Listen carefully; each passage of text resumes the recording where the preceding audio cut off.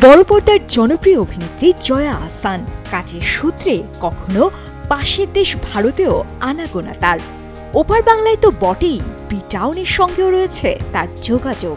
সম্প্রতি মুম্বাইয়ে বসে ফিল্মফেয়ার ওটিটি অ্যাওয়ার্ডসের পঞ্চম আসর।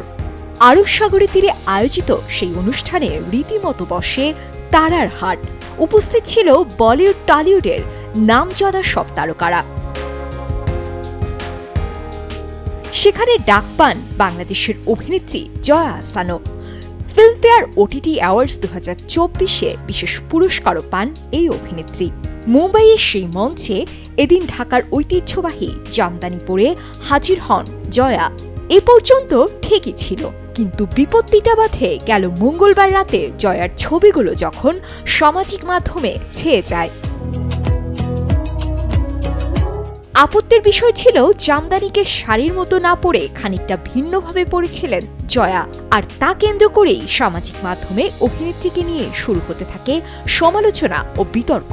বিষয়টি নিয়ে আর চুপ থাকতে পারলেন না জয়া আহসান। সত্যই গণমাধ্যমকে তিনি জানান, জামদানি পরার মধ্যে কোনো তাত্ত্বিক নিয়ম নেই। অভিনেত্রীর কথায় কেউ তো দস্তখাত করে দেয়নি জামদানি এভাবে পরা যাবে না, ওভাবে পরা যাবে না। আমাদের ঐতিহ্যবাহী খাবার যদি ফিউশন করে খেতে পারি, যেমন পিঠা বা মাছ তো আমরা ফিউশন করেই খাই, তাহলে আমাদের দেশের কস্টিউম কেন ফিউশন করে পরতে পারবো না? জয়া আরো বলেন, জামদানি যদি স্কার্ট হয়, জ্যাকেট হয়, তাহলে এভাবে পরলে সমস্যা কোথায়? আমরা যত ফিউশন করব তত বাইরের দেশের কাছে উপস্থাপন করতে পারবো, এটার চাহিদা অনেক বেড়ে যাবে। এসব ভেবেই আমি জামদানির এই ফিউশন করেছি। পুরনো যেসব মেয়েরা যুদ্ধ করত তাদের যে লুক, সেই লুকেই আমি সেজেছিলাম, এবং সেটা ইচ্ছে করেই। এমনকি পরিচালক সুজয় ঘোষও আমার লুকের প্রশংসা করেছিলেন।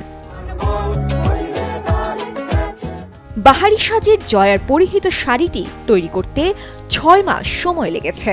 বিশেষ করে শাড়িটির নকশা ও পরার ধরন আলাদাভাবে নজর কাড়ে নেটিজেনদের। এবারের ফিল্মফেয়ার উৎসবে উপস্থিত ছিলেন কারিনা কাপুর, অভিষেক বচ্চন, মনীষা কৈরালা সহ অনেক বলিউড তারকা। সেই কাতারে ছিলেন জয়া আহসানও।